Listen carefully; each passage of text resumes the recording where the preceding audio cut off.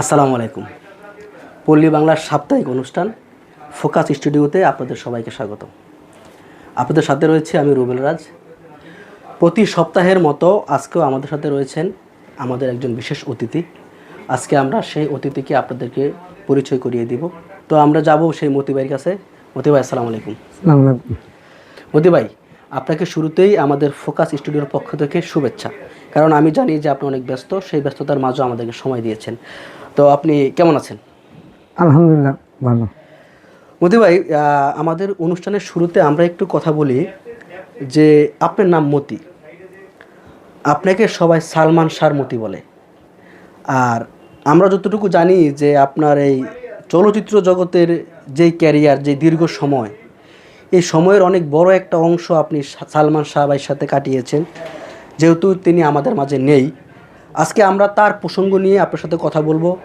তার সাথে আপনার যে সম্পর্ক ছিল এবং সালমান ভাই আপনাকে কিভাবে, কতটুকু প্রায়োরিটি দিয়েছে, বা অন্য আর্টিস্ট যারা তারা আপনাকে কীভাবে দেখেছে, বিস্তারিত সব কিছু মিলে আমরা আজকে আলোচনা করব। আজকে আমরা ক্লিয়ার করব দর্শকদের কাছে যে আসলে যেই মতি, এই মতিকে সবাই সালমান শাহর মতি কেন বলে, বা এটার সূত্রপাতটা কোথায়। তো আমরা শুরুতে আপনাকে যে প্রশ্নটা করব, আপনার এই যে চলচ্চিত্র যাত্রাটা, এই যাত্রাটা কিভাবে? আমার যাত্রাটা মনে করেন, আমি ছোট যখন ছিলাম তখন আমার মানে বাবা অসুস্থ, আমার মা ওই হোটেলে কাজ করতো, মানে এফবিসির যে হোটেল সেখানে কাজ করতো। আমার কোলে করে নিয়ে, যেহেতু আমার বাবার চিকিৎসা করে দেবো, আমার মা হোটেলে কাজ করতো। আমি ছোটবেলা থেকে একদম মানে ধরতে গেলে আপনার কোলের থেকেই, ওখান থেকেই আমার এফবিসিতে মানে এটার আনুমানিক সালটা কত সাল হবে? নিম্নতম আপনার 84-85। 1984 সাল? 84-85 মানে তখন আপনার বয়স ছিল কত? তখন 2-3 বছর। তো আমার মানে 3 বছর? 2-3 বছর। তখন আপনার মা ঢাকা নিয়ে আসছিল? আপনার বাবাকে তখন মারা গেছে? না, মারা যায়নি, তখন মারা যায়নি। তখন আমার বাবা অসুস্থ। তখন ওই আমার মা এই আমার বাবার চিকিৎসার জন্য মানে টাকা দরকার ছিল, তখন এই কারণে আমার বাবা বিছনায় ছিল। সেই ক্ষেত্রে আমার মা হোটেলে কাজ করতে গেছে। সেই এফবিসি গেটে যে হোটেলগুলো, যে খাবারের হোটেল, ওই জায়গায় যেখানে নায়ক নায়িকাদের খাবার নেয়, মানে শুটিংয়ের খাবার দেয়, সেই জায়গা থেকে মানে আমি দৌড়াদৌড়ি করে এফবিসি যাই আসি, ভিতরে সবার সাথে পরিচয় হই। আমার তখন বয়স কত আনুমানিক? মানে আমি যখন 4-5 বছর, 5-6 বছর এরকম? আমার মা তো আমার 3-4 বছরে নিয়ে মানে যখন আপনার এই বৃষ্টিতে আসা যাওয়া, তখন সময়টা হচ্ছিল 4-5 বছর বা 6 বছর এরকম বয়স? আচ্ছা আচ্ছা, হ্যাঁ। আমি আসি যাই বা অনেক সবাই আমারে আদর করে। তারপরে আমি ভিতরে যাই, গেটে আমারে ধরতো না, মানে ধরে রাখতো না। ওই যে বাবু খাওয়ার দোকানে কাজ করে, যেহেতু এফবিসি খাবার, মানে ওনার ছেলে ওই হিসাব করে আর কি। ওখানে তখন শাবানা ম্যাডাম, জসিম সাহেব, তারপর বড় বড় আর্টিস্ট, এগুলোর পাশে যাই, বা যারা যারা খাবার নিত প্রোডাকশনে, সবাই খাবার নিত। এফবিসিবিতে আসতে কারপোলা, মাঝেদার পোলা, সবাই কইতো মাঝেদার পোলা। এই আস্তে আস্তে আস্তে আস্তে আমি বড় হইতে থাকি।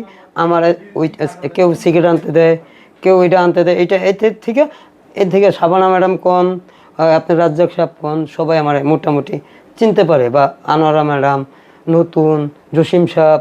এই যখন আমি যখন কর্মজীবনে পা দিয়েছি, তখন আমার 6 থেকে 7 বছর বয়স থেকে আমি প্রোডাকশনের কাজ করি। প্রোডাকশনের কাজ কি, আমি ইউনিটে যাইতাম, পানি খাওয়াইতাম, জগ বইরা পানি খাওয়াইতাম। এই মানে শুটিং সেটে আর্টিস্ট সবাইকে পানি খাওয়াইতাম। আমার একটা দায়িত্ব দিত, জগ বইরা পানি খাওয়াবি। এই সূত্রতে আমি কক্সবাজার বা বিভিন্ন জায়গায় আমি যাই।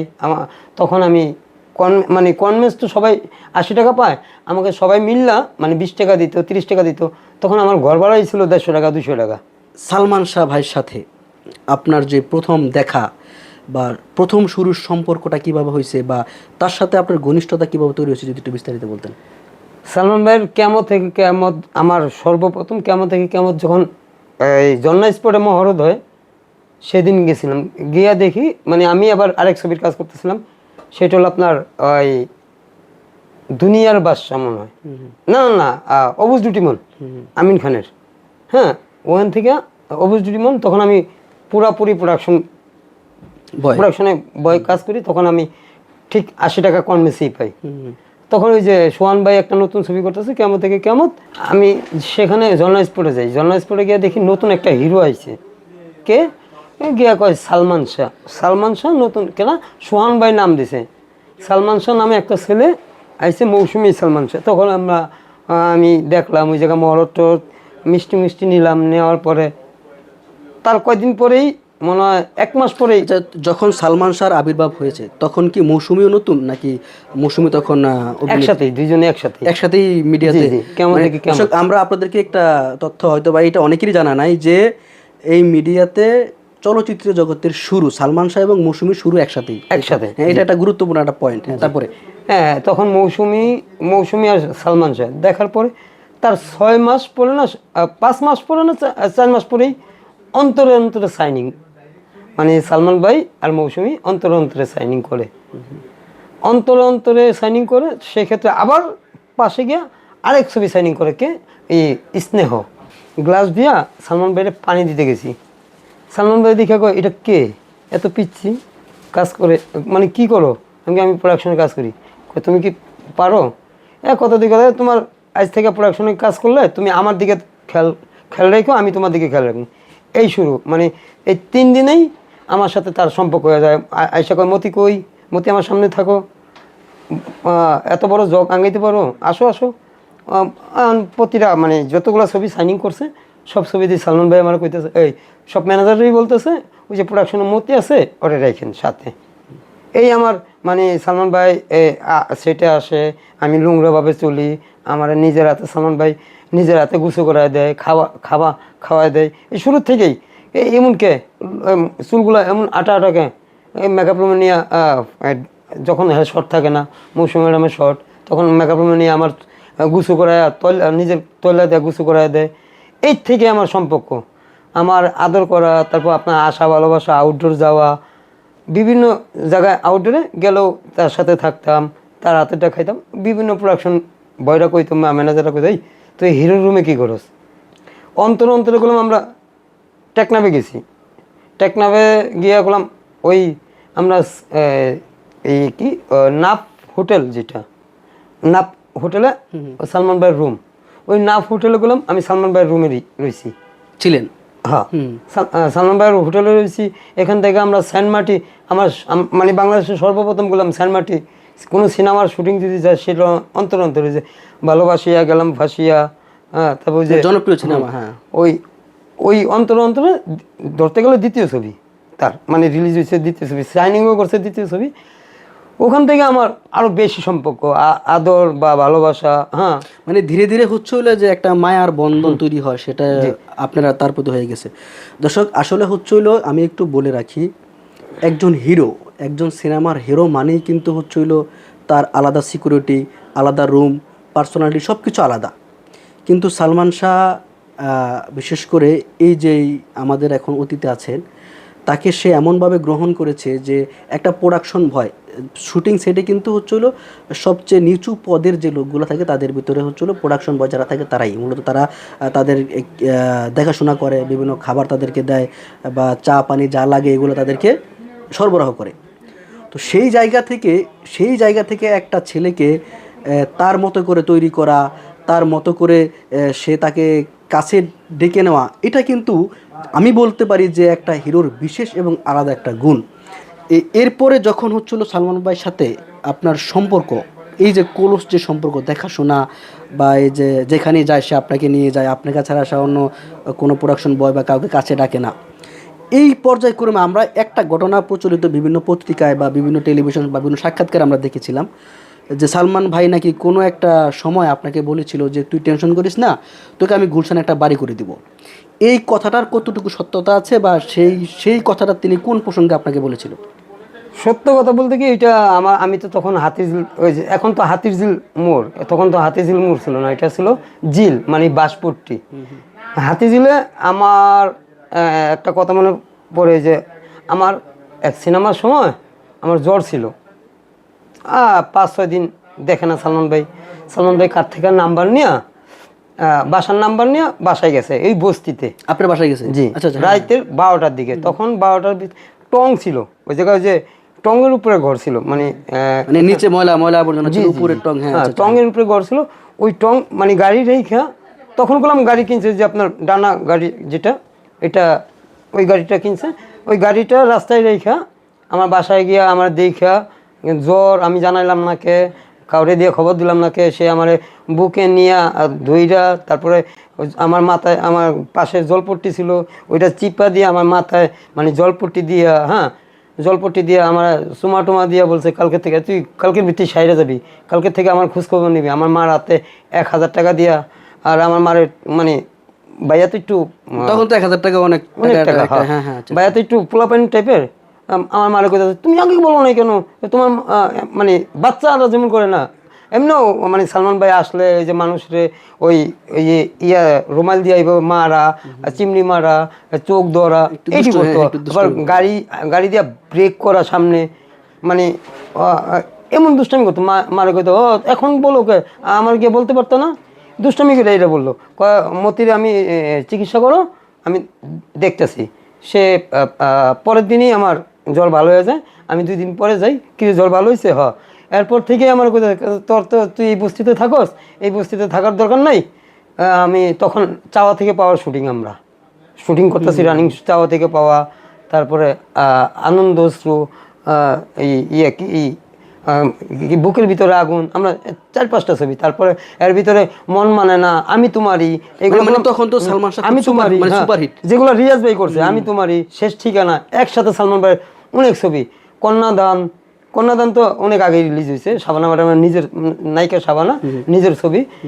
যাই হোক, আমরা যে প্রসঙ্গটা যেটা এই যে বলতেছি, মানে আপনাকে যে গুলশান বাড়ি করে দেওয়ার যে প্রতিশ্রুতি দিয়েছিল, এই ঘটনাটা কি, বা এটা একটু যদি সংক্ষেপে এটা ওই ইয়াতে দেখার পর চাওয়া থেকে পাওয়া শুটিং করতেছি আমরা। তখন আমার বললো মতি এইভাবে তো অবস্থা, তোর একটা দেখি আমি বাড়ি করে দিই। বলতেন, মানে তখন গুলশান উল্লেখ ছিল না? না না, আচ্ছা, আচ্ছা, হ্যাঁ। তখন একদিন আমরা আনন্দ অশ্রু শুটিং করতেছি, হ্যাঁ আনন্দ অশ্রু শুটিং করতেছি। সেই ক্ষেত্রে আমার কইতেছে হঠাৎ কইরা ইয়াতে টাঙ্গাইলে, হ্যাঁ হঠাৎ করে কইতেছে মতিরে আমি, সবাই সামনে কইতেছে মতিরে আমি গুলশানে বাড়ি করে দিম, গুলশানে জায়গা কিনা বাড়ি কইরা ফ্ল্যাট কইরা দিম একদম আমি নিজের হাতে। তারপরে আমারে আরেকজন রে, হ্যাঁ এইভাবে দুইজনের জন্য বাড়ি করে দেওয়ার কথা। কার জন্য? আর আরেকটা ছেলে আছে, সেটা হলো যে ওনার বাসায় কাজ করতো, ওনার বাসায় কাজ করতো ডলি নামে একটা, মানে বাসার বুয়ার ছেলে। ওই ছেলেরা নিয়ে প্রায় হ্যাঁ শুটিং আসতো। আপনাদের মতো মানুষ যারা খুবই নিম্ন আয়ের, আপনাদের তখন হয়তো পারিশ্রমিক কত ছিল আমি জানি না, হয়তো বা 200-300 টাকা বা আরও কম ছিল। না না না, তখন সালমান ভাই যখন ছিল তখন 80 টাকা, 80 টাকা পারিশ্রমিক ছিল। তো সেই একটা মানুষ যখন সালমান শাহ আপনাকে বলেছিল যে আপনাকে সে একটা গুলশানের মতো জায়গায় বাড়ি করে দেবো, তখনকার আপনার অনুভূতিটা কেমন হয়েছিল যদি সংক্ষেপে বলতেন? এটা আমার বিশ্বাস ছিল কে, সে যেটা বলে এটা আপনি এটা মনে রাখেন। একটা মহিলা বাইরের থেকে আইছে, আসার পরে সেই মহিলাটা সবাই থেকেই সাহায্য চাইতেছে তার মেয়ের বিয়ে দিব। খুব গরিব মানুষ, 2-3 জনের থেকে সাহায্য নেওয়ার পরে মনে হয় কেউ 500 টাকা, কেউ 1000 টাকা সালমান ভাইয়ের কাছে। সালমান ভাই আবার তখন মানে সালমান ভাই একটা সাইনিং মানি পাইছিল 2 লাখ টাকার মতো। সাইনিং মানি পাইয়া সালমান ভাই খালি আইসা গাড়ি থেকে নাইমা কি জানি ভাবতেছে, হাতে একটা চশমা থাকার পরে ডাইরেক্টলি সেই মহিলাটা আয়া বললো ভাইয়া আমার মেয়ের বিয়ে দিব, তো আমার কিছু সাহায্য করেন, আপনাকে সাহায্য যদি আমার মেয়েটা বিয়ে দিতে পারি। এই কথা বলো, কবে বিয়ে কই যে 3-4 দিন পর। এই কথা বলার পরে সে ব্যাগডালা মানে দরজাটা খুললা পেছানো 2 লাখ টাকার বান্ডিল, একটা প্যাকেটের ভিতরে পেছানো লোন, ওই 2 লাখ টাকার এই লোন, আপনার মেয়ের বিয়ের এটা খরচ করেন, লাগলে আরও দিব, আপনি আমার কথা বললেন। সেই আমলে 2 লাখ টাকা মানে কি অনেক টাকা, হ্যাঁ, অনেক টাকা। সেই আমলে 2 লাখ টাকা তারে দিয়ে দিছে, দিয়ে বলছে আরও লাগলে বললেন, আবার আমার বললেন আরও লাগলে আরও দিব। সালমান ভাইয়ের মৃত্যুর যেই একটা ধোঁয়াশা এখনও মানুষের ভিতরে কাজ করে আজকে অনেক বছর পার হয়ে যাওয়ার পরেও। তো সেই জায়গায় সালমান ভাই যখন মারা গিয়েছিল তখন আপনি কোথায় ছিলেন, বা তার এই মৃত্যুর ঘটনাটা আপনি কতটুকু জানেন যদি একটু সংক্ষেপে বলতেন? মৃত্যুর ঘটনাটা তেমন জানি না। আমি যাওয়ার মায়ের অধিকারে শুটিং করতেছে, সময় শুটিং করতেছে, সেই ক্ষেত্রে আমি এক ছবির আউটডোরে যেতেছি কক্সবাজার, ছবির নাম জল্লাদ। ওই ছবি আউটডোর যাওয়ার আগে আমাদের করলাম আগে যে এখন যে প্রোডাকশন বয়রা ফট করে চলে যায় বা ইয়া করে কাউরা বলে না, আগে প্রোডাকশন বয় কখনো মানে আউটডোরে গেলে যে ম্যানেজারের লোকে কাজ করতো ওই ম্যানেজারের দোয়া, হ্যাঁ সবার দোয়া, মানে আমি আমার উস্তাদের দোয়া নিয়ে তারপর সালমান ভাইরে খুঁজা পাইছি আমি ইয়াতে মানে জন্নাইজপুরের সামনে। ভাইয়া আমি তো আউটডোর যাইতেছি, কয় আচ্ছা তুই আইস না, থাইকা যাইস, চাওয়া থেকে পাওয়ার গান আছে ওই জায়গায়, তুই থাইকা যাস। আমি আচ্ছা ভাইয়া। আমি যাওয়ার 5-6 দিন পরেই প্রথম ঠিক 12টা 12:30টার দিকে আমাদের খাওয়াওয়ালা কালাম মামা কইতেছে সালমান নাকি মারা গেছে। বিশ্বাস করিনি। এক কাপ চা দিলাম অরুণা দিদিরে, দেওয়ার পরে টিভির সামনে দেখি বলতেছে সালমান ভাই নাই। আমার হাতে 3-4টা কাপ ছিল, অস্ত্র কাপগুলো ছেড়ে দিলাম, ছেড়ে দিয়ে ওখানে আমি কান্না কান্না কান্না করতেছি। বাংলাদেশের সবচেয়ে নাম করা একজন ডান্স ডিরেক্টর ছিল আমির হোসেন বাবু ভাই, আমির হোসেন বাবু ভাই। সে শোনার পরে বলল আমি শুটিং করব না, আমাকে ঢাকা যাওয়ার ব্যবস্থা করেন।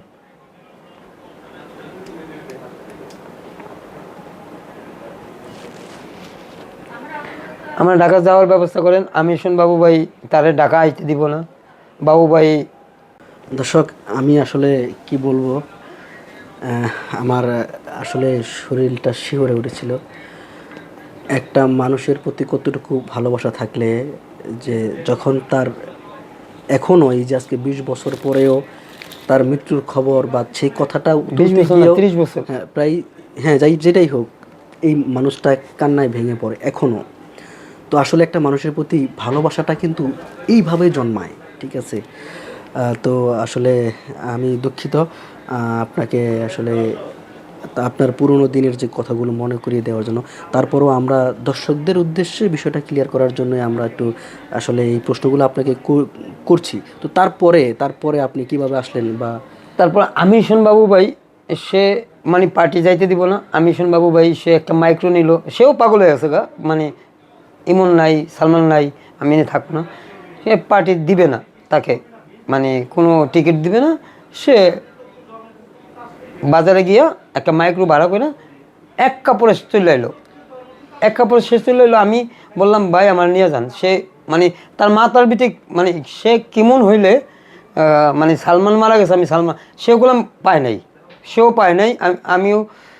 সে আসার পরে আমি ওই যে উপল থেকে আইসা আমাদের প্রোডাকশন ম্যানেজার যে আজিজ মামা আছে, সে প্রোডাকশনের কাজ করতো, এই আজিজ মামাতে আমি 100 টাকা হাওলাত নিয়ে আমি লালদিঘির পার গিয়া লালদিঘির পার বাজারে গিয়া ওই জায়গায় লোকাল বাসে চিটাং গেছি, চিটাং থেকে ট্রেনে করে কমলাপুর আইছি পরের দিন সকালবেলা। তার মানে আমি আইসা তো তার আগেই মাটি দিয়ে রয়েছে, তা আমি আইসা লাভ নাই, আমি পাইলাম না কিছু না।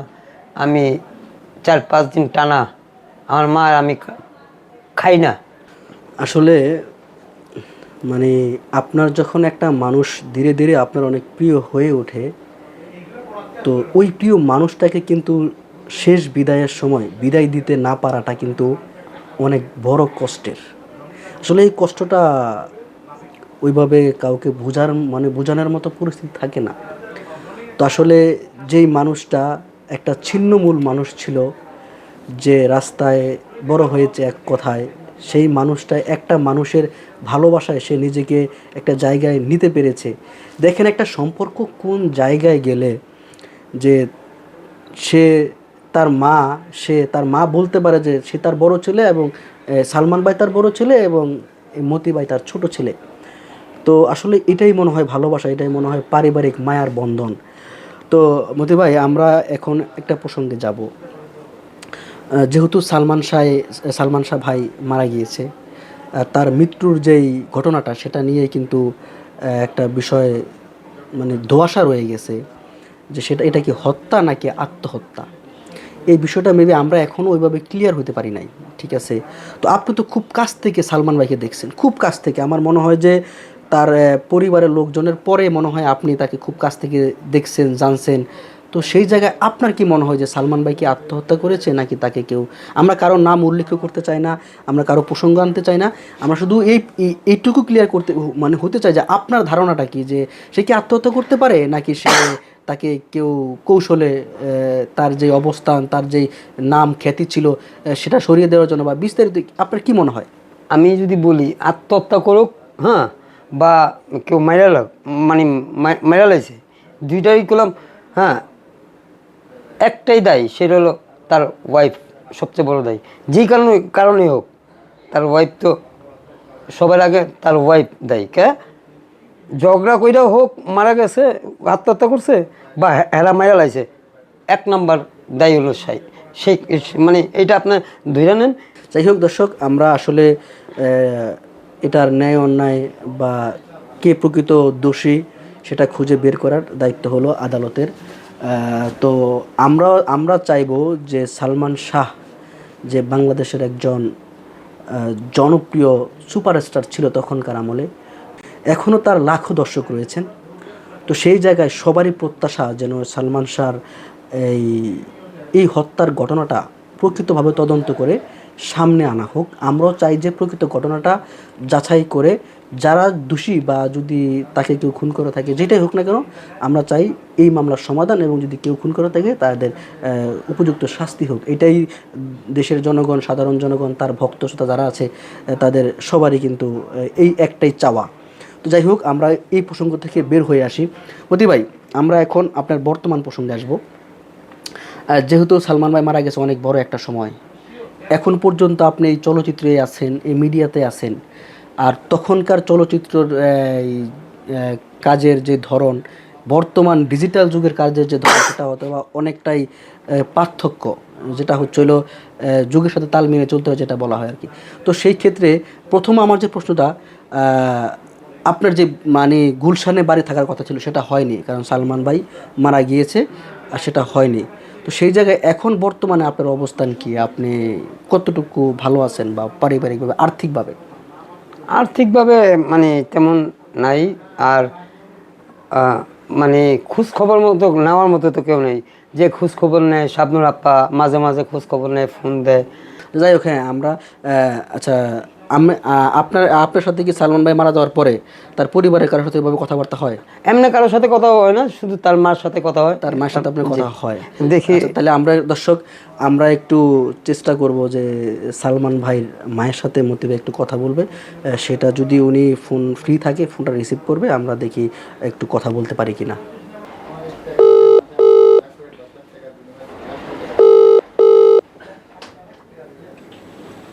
আসসালামু আলাইকুম আম্মা, জি ওয়ালাইকুম আসসালাম। ভালো আছেন?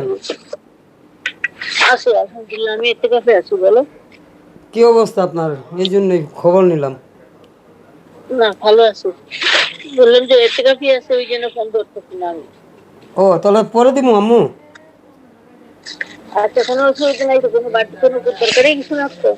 না, এমনি ফোন দিছিলাম, আপনি আমার খোঁজ খবর নেন, এই জন্য আপনার আমি ফোন দিছি। আবার কয়েকদিন আগে আমার খুব মানে আপনার কথা কইতে ইচ্ছা করছিল, এই জন্যই ফোন দিলাম। হ্যাঁ, ভালো করছো। ঠিক আছে, ভালো থাকো। দেখা হবে ইনশাল্লাহ। আর তোমরা ঈদের পরে জি বড় করে মানববন্ধন করার ব্যবস্থা করো। না, তারেককে বিয়ের সামনে বড় মানববন্ধন বা দেখা করার ব্যবস্থা করো সবাই। আচ্ছা আচ্ছা আচ্ছা আম্মা। এগুলি জরুরি, এখন বসে থাকার সময় নাই। জি জি, আচ্ছা, জি আম্মা। ওকে, ইনশাল্লাহ ঈদের পরে কথা হবে। ওকে।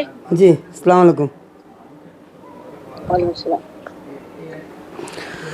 যাই হোক দর্শক, আমরা একটু আসলে এখনও যে তার পরিবার, তার মা রয়েছেন, সালমান ভাইয়ের মা রয়েছেন, তার সাথে এখনও মতি ভাইয়ের কন্টিনিউ যোগাযোগ হয়, কথাবার্তা হয়। এখনও তাকে তার ছেলের বিষয় নিয়ে অনেক দিক নির্দেশনা বা পরামর্শ যেটাই হোক দেয়, সেটাই আপনাদেরকে আমরা দেখানোর চেষ্টা করেছিলাম। তো মতি ভাই, আমরা যেই প্রসঙ্গে আসছি, এখন বর্তমানে আপনার কতটুকু কাজ থাকে, বা কতটুকু কাজ করতে পারেন, বা আর্থিকভাবে কেমন কি, যেহেতু এখনও আপনি মিডিয়াতে আছেন, একটু বর্তমান আপনার অবস্থাটা যদি বলতেন প্রোডাকশন বয় হিসাবে। না, আমি এখন মানে একটু অন্যদিকে কাজ করি, প্রোডাকশনের একটু কাজ ছেড়ে দিছি, ম্যানেজারও ছেড়ে দিছি। যেহেতু আমি নিজস্ব কিছু মানুষ আছে তার সাথে যাই। আর যেহেতু আমি টুকটাক এই লাইনে অনেক সাথে কাজ করার অভিজ্ঞতাতে আমিও কিছু প্রোডাকশন বানাইতেছি, টুকটাক শর্ট ফিল্ম, গান, মিউজিক ভিডিও টুকটাক বানাইতেছি। আপনাদের দোয়া তেমন কিছু আয় না, মানে বাজেট তো পরিসর্গ সীমিত, এইভাবে তো আমাদেরকে ওই বড় প্রোডাকশন দেয় না। যাই হোক, ওই যে ইউটিউব ফেসবুক বেসিক যে নাটক শর্ট ফিল্ম বা মিউজিক ভিডিওগুলো হয় ওগুলো এখন তৈরি করছেন। আচ্ছা, যাই হোক, তো মতি ভাই আপনার জন্য শুভকামনা। আর আপনি অনেক ব্যস্ততার মাঝেও আমাদেরকে সময় দিয়েছেন, সেজন্য আমাদের এই ফোকাস স্টুডিও এবং পল্লী বাংলা টেলিভিশনের পক্ষ থেকে আপনাকে আবারও শুভেচ্ছা। দর্শক, আমরা আসলে দেখতে দেখতে আমাদের অনুষ্ঠানের একেবারে শেষ পর্যায়ে চলে এসেছি। মতি ভাই, আপনাকে দিয়ে শেষ করব। যেহেতু সালমান ভাইয়ের অনেক বড় একটা ভক্ত বাংলাদেশে এখনও রয়েছে অনেক, তো সেই জায়গায় তাদের উদ্দেশ্যে আপনি কি বলার আছে? দর্শক ভাই, আপনারা যারা আছেন সবাইকে মানে বলতেছি, আল্লাহ মানে সবাই ওনার জন্য দোয়া করবেন। উনি অবশ্যই আমরা বিশ্বাস করি আল্লাহ তাকে বেহেশতে রাখছে, তারপরেও সবার কাছে দোয়া চাই। হ্যাঁ, আমার ভাইয়ের জন্য দোয়া করবেন, আল্লাহ জানি তাকে বেহেশত নসিব করে এবং তার কাছে রাখে, এইটাই দোয়া চাই সবার কাছে, যেটা আমি সারা জীবন বলেছি, এখনও আপনাদের কাছে এই দোয়াটাই চাই। ঠিক আছে মতি ভাই, ভালো থাকবেন। আপনাকে অসংখ্য ধন্যবাদ আমাদের প্রোগ্রাম